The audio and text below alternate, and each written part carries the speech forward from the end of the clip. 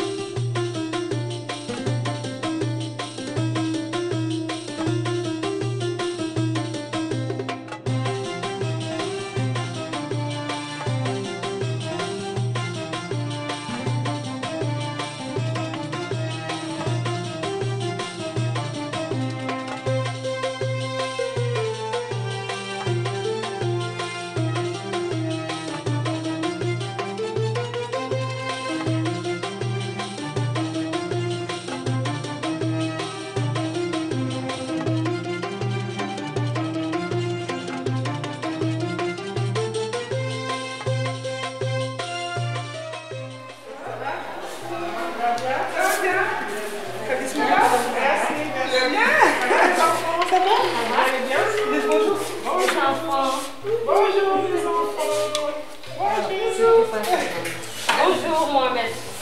Comment tu vas? Je m'appelle Souriba. Souris Mohamed.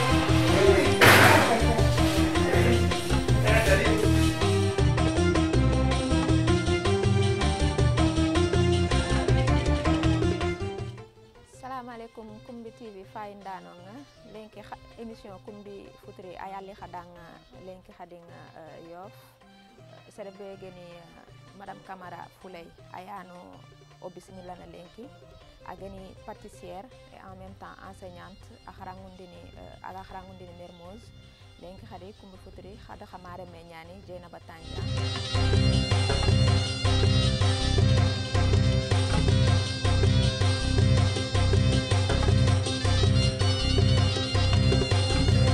Madame Camara, vous allez bien? Ça va? Ça va bien? Jombana khay. Aywa lenke ha émission Kumbi Futuri oranya wori. Okay, ando Kumbi équipe nga inshallah. Ona fay lenka nga kebe ko ni sonin ko nga. Aywa. Okay, bismillah. Merci. Aywa. Assalamu alaikum.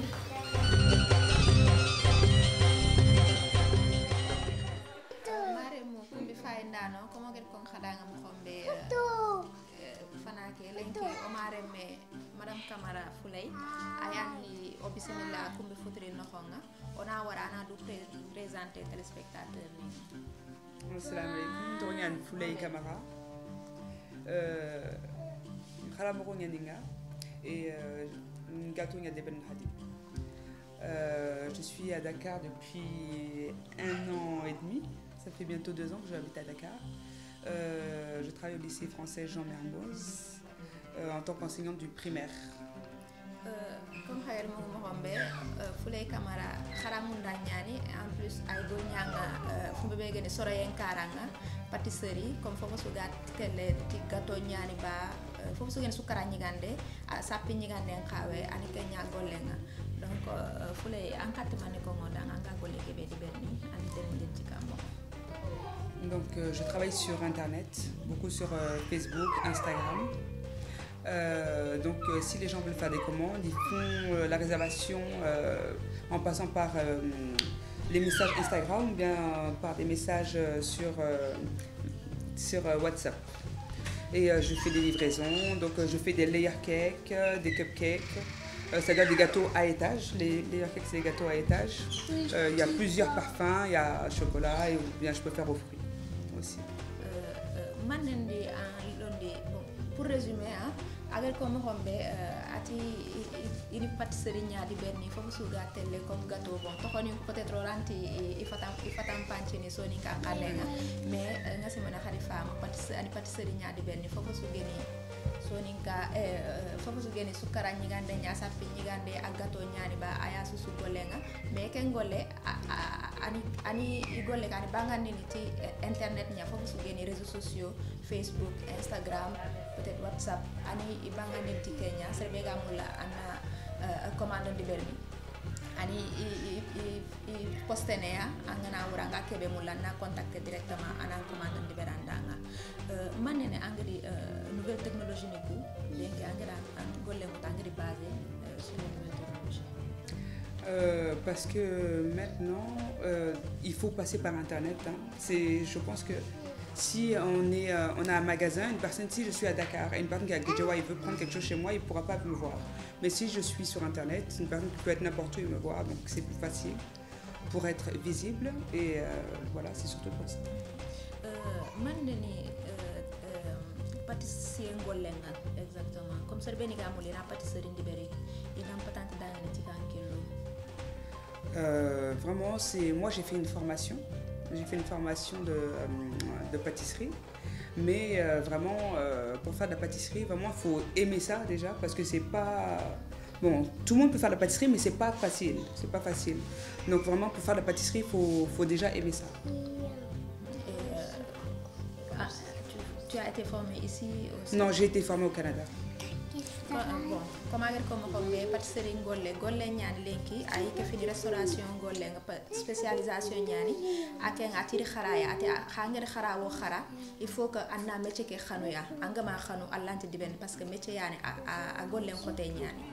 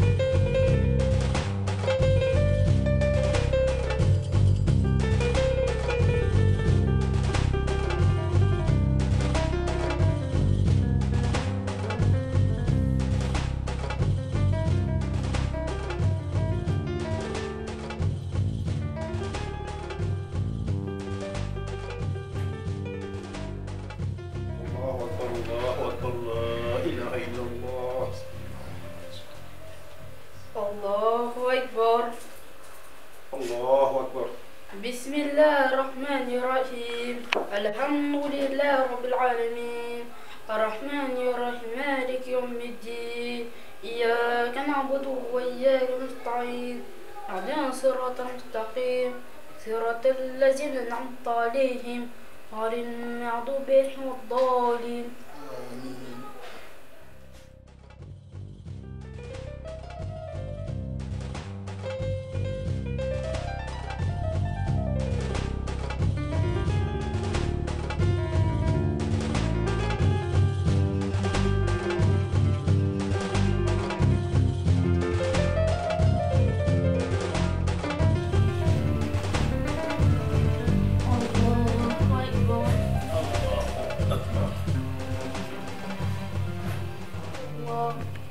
السلام ورحمة الله. السلام عليكم ورحمة الله.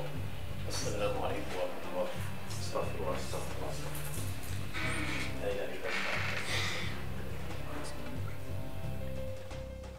Maremo kumbi fainano oyalle katray deuxième partie kumbi futri odo o mareme madame Camara Fouley avec do bismillah. Madame Camara comment comme xombe présentation ke pâtissière ñananga en même temps ang xaramundini lycée Jean Mermoz o tuti France sarere men ñananga lenki angli France anke biyere alors que maintenant asoy mulli nangirere nandaga France maneni ke décision ça. Alors mon mari et moi on est tous les deux nés en France. On connaît l'Afrique qu'en vacances. Donc nous aussi, nos enfants sont nés en France et au Canada. Et on a voulu venir en Afrique parce que déjà, nous, on ne connaît pas bien. Donc si nos enfants aussi ne connaissent pas bien, on se dit que du coup, on va perdre nos racines. C'est la raison pour laquelle on a décidé de venir en Afrique. Donc ça fait bientôt 4 ans qu'on est en Afrique. On a fait 2 ans en Mauritanie et là, bientôt 1 an et demi au Sénégal. Donc c'est possible, en France, en arrière, en Angola, continuer. Oh oui, c'est possible, mais moi, je n'étais pas enseignante en France. Et bon, j'ai quitté la France, ça fait 8 ans. J'ai quitté la France il y a 8 ans. Je suis partie vivre au Canada avec mon mari. On a vécu là-bas pendant 4 ans. Et de là-bas, on est parti en Mauritanie. Mais on a vraiment tout laissé, voilà, recommencer à zéro. On a pris le risque de recommencer à zéro parce qu'on avait vraiment envie de partir en Afrique. Est-ce que c'est facile? C'est pas facile. C'est pas facile, mais si tu veux vraiment quelque chose, bah, il faut te donner les moyens. Il faut se donner les moyens. Mais nous, on avait vraiment envie, avec 4 enfants. Le dernier, il avait 5 mois et voilà, on s'est donné les moyens. Et puis, non, c'est pas facile. C'est pas facile, mais c'est ce qu'on voulait vraiment. Donc, on a tout fait pour que ça arrive, quoi. Et puis, voilà, j'ai réussi à trouver un travail. Mon mari, il était à son compte. On a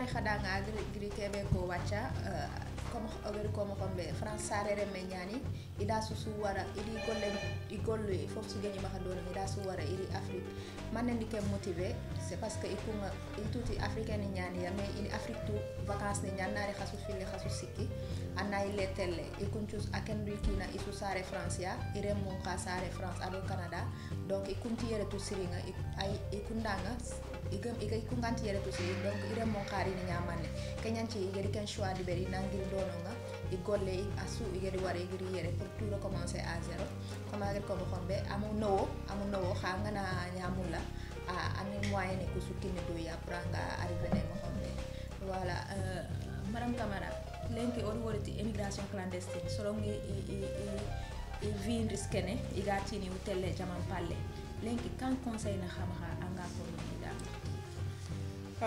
en tout cas, l'immigration clandestine, c'est dangereux. Si une personne veut vraiment partir en Europe, moi je ne dirais pas de ne pas partir, d'essayer de partir, mais d'essayer de partir par voie légale. C'est plus sûr.